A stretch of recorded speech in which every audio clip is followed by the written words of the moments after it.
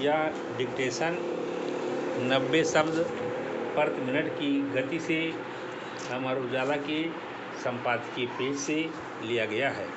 यह यदि आपको अच्छा लगे तो लाइक, शेयर और सब्सक्राइब अवश्य करें। रेडी।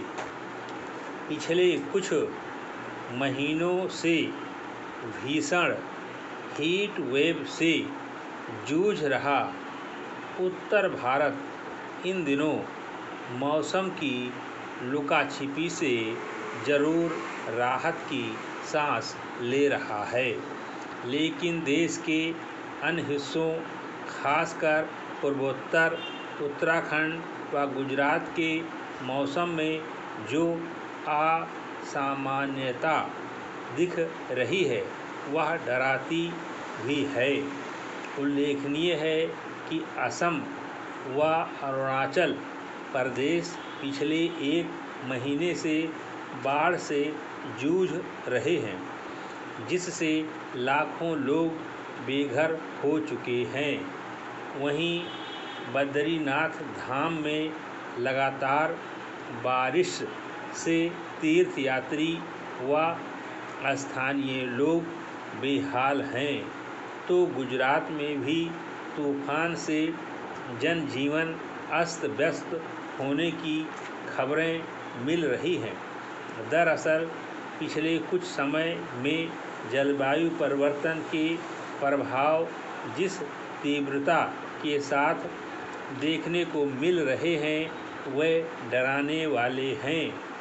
केंद्रीय स्वास्थ्य मंत्रालय की रिपोर्ट के अनुसार इस वर्ष जून के मध्य तक देश के कुछ हिस्सों में लू के कारण करीब 143 लोगों की मौत हुई और करीब 42,000 हीट स्ट्रोक के संभावित मामले सामने आए।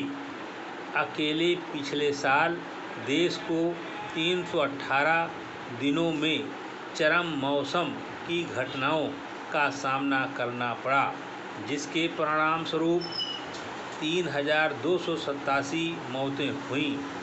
करीब 22 लाख हेक्टेयर क्षेत्र में फसल प्रभावित हुई, 86,432 घर क्षतिग्रस्त हो गए और लगभग 1,25,000 जानवरों की मौतें हुईं।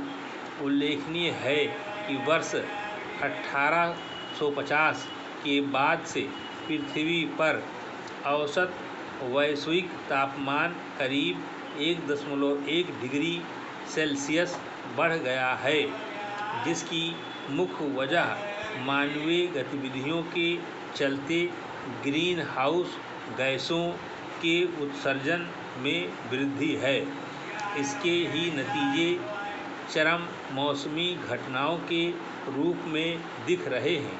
बीते जून में सामान्य से 11% कम बारिश हुई, जो 2001 के बाद सबसे कम बारिश वाला महीना रहा। लेकिन मौसम विभाग का कहना है कि जुलाई में देश के लगभग सभी हिस्सों में सामान्य से ज़्यादा बारिश होने की उम्मीद है। मौसम की यह असामान्यता चिंतित करने वाली है, लेकिन इसको लेकर जो लापरवाही बरती जा रही है वह उतनी ही हैरत में डालने वाली है। एक शोध के अनुसार 1999 से लेकर 2020 के बीच संसद में पूछे गए कुल प्रश्नों में करीब 0.3% ही जलवायु से संबंधित थे। हालिया लोकसभा चुनावों में इस मुद्दे को लेकर शायद ही कोई आवाज़ उठी हो, मानो यह कोई मुद्दा ही न हो। मौसमी घटनाएं जिस तरह से अपने चरम रूप में बार बार सामने आ रही हैं, उससे स्पष्ट होता है कि जलवायु परिवर्तन अब भविष्य की समस्या नहीं रह गई।